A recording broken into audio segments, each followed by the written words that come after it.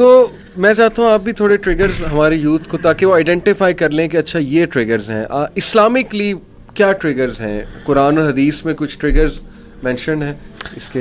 अली भाई, जो आपने पहली बात की ना, मैं थोड़ा सा चाहता हूँ कि उस पर हम डिस्कशन कर लें। आपने इवन दो पॉइंटर दे दिए, but I think that's the major cause, और वो है बेसिकली आइसोलेशन, खामोश, लोनलीनेस, और अपने आप को बिल्कुल आइसोलेट कर देना एक अच्छी कंपनी से।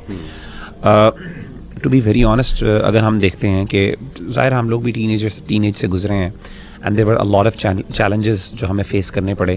ख़ास तौर पे हम लोग जो को एजुकेशन में पढ़े हुए हैं, तो वी अंडरस्टैंड कि हाउ ये किस तरीके से डिज़ायर्स आपको ओवरकम करती हैं। बेसिकली सबसे बड़ी रीज़न ये है कि जब आपका दिमाग आपका एम्प्टी है ना, आजकल का जो बच्चा है वो he is constantly looking after something, कोई ऐसा स्टिमुलस हो जो उसको प्लेजर प्रोवाइड कर सके, जिसे कहते हैं ना डोप, एंड वो डोपामाइन वाली जो कहानी आप सुनाते हैं आमतौर पे। तो ये जो प्लेजर सीकिंग के जो एक किस्म का हमने अपने आप को डेवलप कर लिया कि हमारे अंदर वो जो एक थी ना, एक सीरियसनेस थी, मैच्योरिटी जो हम एक्सपेक्ट करते थे शुरू से, कि यार not always we have to run after the pleasure, constant pleasure के आप जो है ना वो ले रहे हैं, डोजेज ले रहे हैं।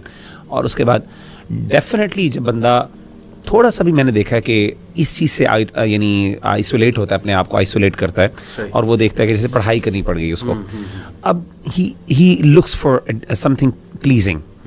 अब वो नेचुरली ना उसका दिमाग उसको इस तरफ लेके जाता है कि यार अपने आप को प्लेजर प्रोवाइड करो किस तरीके से। एंड इसमें कोई दूसरी राय नहीं है कि जब भी हम कोई सीरियस काम करना शुरू करते हैं तो हमारा दिमाग ऑलरेडी ना एक रिवॉर्ड सिस्टम की तरफ जाता है। सही।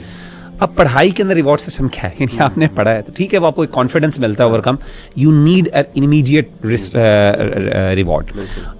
तो मैंने ये देखा है कि बहुत सी रीजंस, जब बच्चे बहुत ज़्यादा अपने आप को समझते हैं कि we are occupied and they don't have that pleasing ways, यानी they don't have those ways कि जिसमें अपने आप को प्लीज़ कर सकें एक अच्छे और राइट वे में, तो नेचुरली वो फिर इन चीज़ों की तरफ जो है ना वो फिर फ़ायदा उठाते हैं कि now we have to kind of reward ourselves in that way. उनका दिमाग ऑटोमेटिकली उस चीज़ की तरफ लेके जाता है। तो मैं समझता हूँ कि आइसोलेशन और अकेले रहना और अपने आप को फिर इसकी वजह से लोनलीनेस, ये चीज़ें ना सबसे ज़्यादा पावरफुल हैं।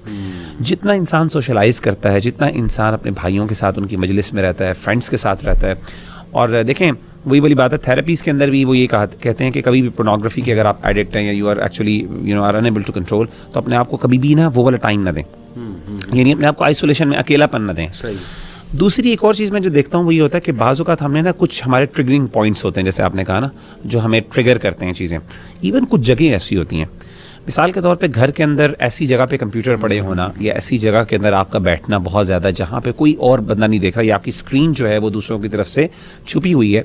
तो ये नेचुरल चीज़ें होती हैं जिसमें शैतान आपको नेचुरली, या फिर इस तरीके से पेरेंट्स का बाहर चले जाना और घर में अकेले होना विद इंटरनेट, ये एक नेचुरल ट्रिगर पॉइंट्स हैं जो हर बंदा, यानी चाहे कोई भी बंदा हो, उसको आता है। हाँ, ये अलग बात है वो आगे कंट्रोल कर लेता है, वो अपने आप को पॉजिटिवली उसको यूज़ कर लेता है, वरना नेचुरली ये वो वल्नरेबल पॉइंट्स और कंडीशंस हैं जहाँ पे हम अपने आप को जो है ना फिसलता है इंसान। आई थिंक कि ये कुछ जगह जो है ना, ये रीजंस हैं जिनको हमें थोड़ा सा ना केटर करने की ज़रूरत है।